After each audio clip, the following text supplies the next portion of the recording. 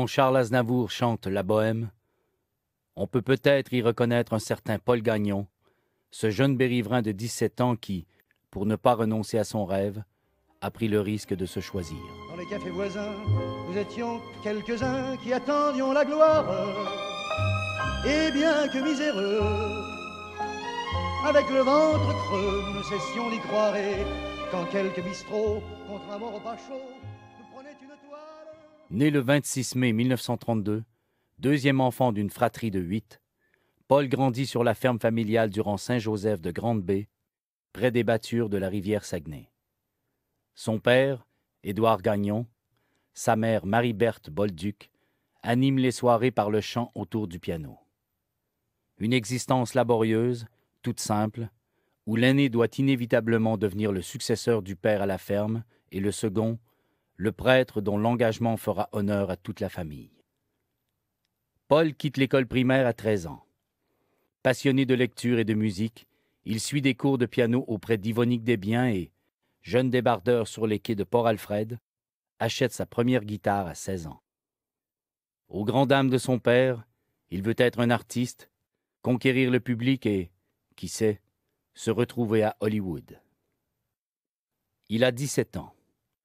La guitare en bandoulière, riche des mélodies et des mots qui tourbillonnent dans sa tête, Paul s'exile à Montréal afin de tenter sa chance dans les concours de chant. Il déchante sans s'avouer vaincu, alors que sa survie le contraint à travailler pour Atlas Asbestos d'abord et, plus tard, pour la Maison Presto, une fabrique de briquets. Avec un salaire de 30 $ par semaine et grâce à la soupe populaire, le chanteur peut s'offrir des cours de chant auprès de Lucille Dumont. Timide et pourtant frondeur, rebelle et sans compromis, il choisit de poursuivre sa carrière sous le nom de Paul Davis, en l'honneur de la comédienne Bette Davis, qu'il admire. La scène et le public seront les grands amours de ce célibataire très convoité. Dans sa vie, les femmes sont éphémères, si ce n'est peut-être une fiancée à laquelle nul autre ne succédera, la Reine morte de Monterland, qui le séduit lors d'une soirée au théâtre, au point de le voir s'inscrire à l'école d'art dramatique. Paul Hébert et Jean Gascon mettent en relief un talent qui, en 1958, lui vaudra une bourse pour le Festival shakespearien de Stratford, en Ontario, au titre de meilleur comédien du Québec. Paul est à la radio dans les 4 saisons à CKAC et le Petit Théâtre à CBF. Il joue pour la télévision et les théâtres populaires, tout en suivant des cours au Théâtre national de Montréal avec Jean Gascon et Guy Hoffman. Il se produit au Théâtre des Variétés avec Gilles Latulippe. Convaincu que la comédie, trop souvent perçue comme un art mineur, a pourtant sa place dans le répertoire québécois, il ne renonce pas au théâtre, bien que les médias s'intéressent davantage à sa carrière de chanteur. En 1950, il débute au cabaret La Catastrophe, interprétant les chansons de Jacques Brel.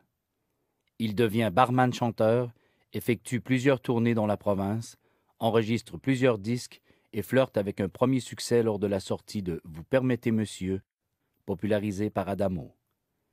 Avec 30 000 disques vendus, son interprétation tient la première place au Hit Parade pendant 10 semaines. La voie est ouverte pour une suite heureuse. L'auteur-compositeur-interprète atteint un record de 42 000 ventes avec sa mythique chanson « Mon village ». Aujourd'hui encore, de nombreuses chorales achètent les droits de cette chanson. « Mon village » a été reprise par René, Régis et Nathalie Simard lors des inondations de 1996 qui ont ravagé la ville natale de René et Régis. Utilisée comme trame sonore par la troupe Talisman pour le court-métrage « L'usine et ma vilaine mémoire de 9 ans » de Philippe Bellé, cette composition est l'objet de nombreux arrangements par le groupe Train d'Enfer et Bernard Gagné. La popularité de Paul Davis est manifeste avec « Au royaume du Saguenay », la chanson thème des fêtes anniversaires du Saguenay de 1969. En 5 minutes, 40 000 exemplaires trouvent preneur lors du lancement. Chantre de sa région, Paul Davis y revient sans cesse.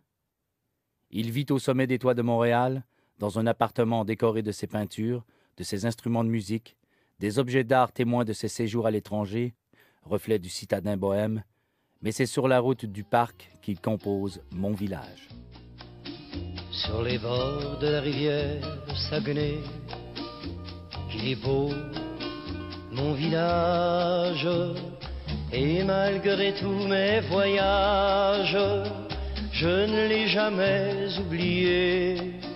Je me souviens, on chantait, on criait, on courait sur la grève. Ce que j'en ai fait de beaux rêves qui ne reviendront plus jamais. Il est si beau mon village, se mirant dans la baie. Est-il toujours aussi sage? Auteur-compositeur, il signe plus d'une centaine de chansons, enregistre 15 45 tours et 3 longs jeux, dont 2 sous sa propre étiquette, Dissopol, dans le but avoué de se permettre plus de liberté et, si possible, de promouvoir d'autres jeunes artistes sans les exploiter. En 1976, Paul Davis retourne sur les bancs d'école pour terminer son secondaire et ses études collégiales.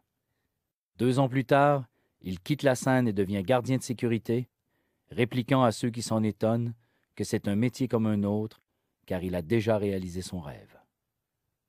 Adolescent, sa sensibilité souffrait d'abattre les arbres sur la terre familiale, comme si chaque coup de hache blessait sa propre écorce, son armure. Est-il l'arbre de trop de blessures? Discret sur ses choix, on peut croire que les difficultés surmontées à ses débuts n'ont rien à envier aux difficultés provoquées par la disparition des cabarets et des boîtes à chansons. Atteint d'un cancer du poumon, Paul Gagnon Davis revient près des siens vivre ses derniers moments, se mirant dans la baie, jusqu'à sa mort survenue le 7 août 1995. 11 ans plus tard, la Société historique et le Musée du Fjord, lors des fêtes du Saguenay, rendent hommage à cet artiste qui a été innovateur en ouvrant la voie à d'autres vedettes. Guylaine Simard, directrice du Musée du Fjord, déclare « Une constance de l'œuvre de Paul Davis est son ancrage au Saguenay. En déjouant les pièges du régionalisme, il fit connaître notre région en donnant à ses mélodies et à ses mots une dimension universelle, le mal du pays, la quête d'un artiste à la recherche de lui-même. » Mesdames et messieurs, en ce 14 juin 2019, M. Paul Davis, auteur, compositeur, interprète et comédien, pour son exceptionnelle ténacité à chanter sa région, est reçu à titre posthume membre de l'Ordre du Bleuet. Son parrain d'honneur, M. Georges Coulon, membre de l'Ordre, va remettre le certificat d'honneur de M. Paul Davis à son frère, M. Denis Gagnon, qui le représente ce soir.